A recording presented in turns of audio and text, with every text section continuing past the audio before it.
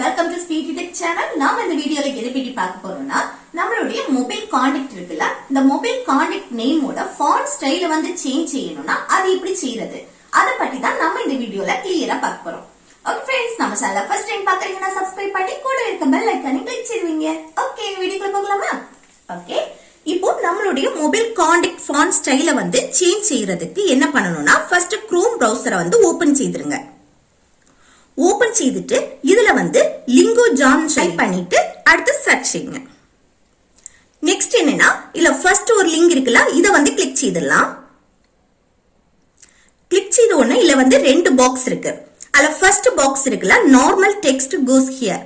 இதுல வந்து என்னன்னா, இப்போ உங்களுக்கு எந்த கான்டாக்டோட ஃபாண்ட் ஸ்டைல் வந்து உங்களுக்கு சேஞ்ச் செய்யணுமோ அந்த கான்டாக்ட் நேமை வந்து இதுல டைப் செய்யணும். டைப் செய்தீங்க அப்படின்னா அடுத்த பாக்ஸ்ல வந்து அது ரிலேட்டடா நிறைய ஃபாண்ட் ஸ்டைல் வந்து கொடுத்திருப்பாங்க. இதுல உங்களுக்கு பிடிச்சத வந்து நீங்க காப்பி பண்ணலாம். நான் இத வந்து காப்பி பண்றேன்.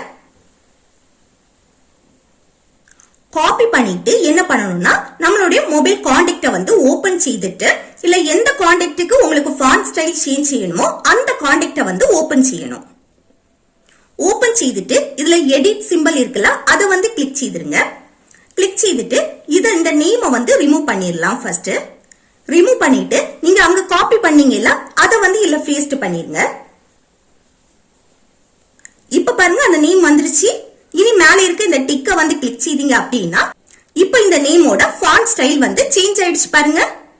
இப்படி நம்ம கான்டாக்ட் ஃபாண்ட் ஸ்டைல வந்து நம்ம ஈஸியா சேஞ்ச் பண்ணிக்கலாம்.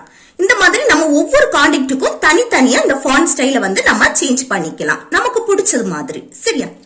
ஓகே फ्रेंड्स, இந்த வீடியோ உங்களுக்கு பிடிச்சிருந்தனா லைக் பண்ணி ஷேர் பண்ணி கமெண்ட் பண்ணுங்க. Okay, thank you.